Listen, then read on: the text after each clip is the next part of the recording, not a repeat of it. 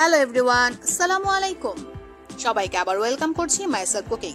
আশা করি যে যেখানে আছেন ভালো আছেন। আবারও চলে আসলাম নতুন আরো একটি রেসিপি নিয়ে। আজকে আমি তৈরি করেছি খুবই মজাদার মোগলাই। তো এটা আমি ঘরোয়া উপকরণে খুবই অল্প সময়ে অল্প উপকরণে তৈরি করেছি। তো এটা যেভাবে তৈরি করলাম সেই প্রণালীটা দেখানোর জন্যই চলে আসলাম। আমরা মোগলাই খেতে হোটেল বা রেস্টুরেন্টে চলে যাই, তো ঘরে ভাবে যদি এইভাবে আমরা তৈরি করে নিতে পারি মন্দ হয় না। তো আমি এটা যেভাবে তৈরি করেছি তাই আপনাদেরকে দেখিয়ে দিব। তো এই পর্যন্ত যারা ভিডিওটা দেখছেন, আমার এই ভিডিওটা পছন্দ হলে অবশ্যই ভিডিওটা একটা লাইক দিয়ে দিবেন, সেই সাথে চ্যানেলটি সাবস্ক্রাইব করে নেবেন যদি না করা থাকে। আর যারা এই পর্যন্ত আমার চ্যানেলটি সাবস্ক্রাইব করেছেন তাদের সবাইকে অসংখ্য অসংখ্য ধন্যবাদ। চলুন কিভাবে তৈরি করলাম দেখিয়ে দিচ্ছি। দেখতে পাচ্ছেন এখানে আমি 1 কাপ পরিমাণ আটা নিয়েছি। আপনি চাইলে ময়দা নিতে পারেন, কোনো সমস্যা নেই। তার সাথে দেখতে পাচ্ছেন একটু লবণ আর একটু তেল দিয়ে আর অল্প একটু পানি দিয়ে আমি ডোটা তৈরি করে নিচ্ছি, যেরকম আমরা পরোটা করি সেই ডোটা তৈরি করে নেওয়ার মতোই। দেখতে পাচ্ছেন আমি আর একটু তেল দিয়ে ডোটাকে এভাবে সুন্দর করে তৈরি করে নিয়েছি। আর এক পাশে একটি পাত্রে একটা ডিম নিলাম, এর সাথে আমি 1 চিমটি একটু লবণ দিব। তার সাথে আমি পেঁয়াজ কুচি করে রেখেছিলাম, পেঁয়াজ কুচি, কাঁচামরিচ কুচি আর ধনেপাতা কুচি মিক্স করে নেব। আর দিয়ে দিব অল্প পরিমাণে একটু চাট মশলা।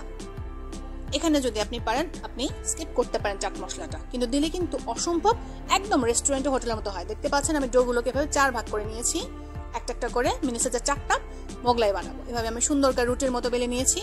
তারপরে ভিতরে আমি এভাবে ডিমের মিশ্রণটা দিয়ে দিলাম আর পরোটার মতো সুন্দর করে এক পাশে এভাবে চেপে চেপে ভাঁজ করে দিচ্ছি।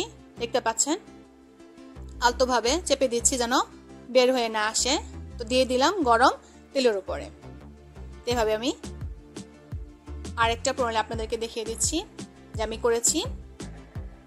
এরকম আরেকটা মোগলাই আমি এভাবে ভাঁজ দিয়ে সুন্দর করে পরোটার মতো চেপে নিয়েছি। এভাবে আমি এটাও তেলে দিয়ে দিলাম। এভাবে আমি মোট মিনি সাইজের 4টি মোগলাই তৈরি করে তেলে ভাজতে দিয়ে দিলাম।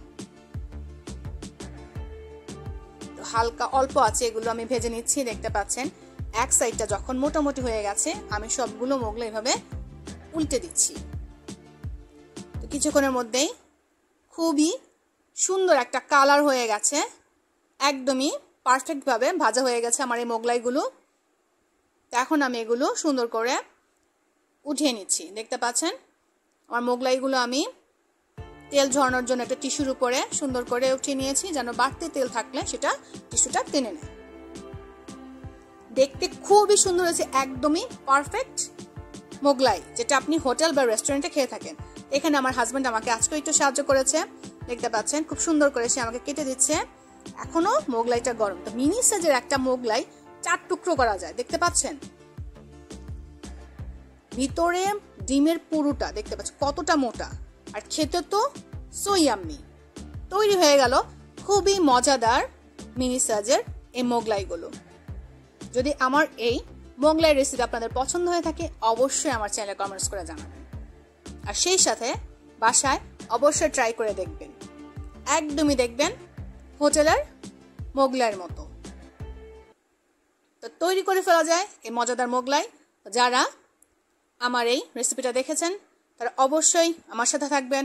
পরবর্তীতে আরো নতুন নতুন কোনো রেসিপি নিয়ে আসবো। সে পর্যন্ত সবাই ভালো থাকবেন। আল্লাহ হাফেজ।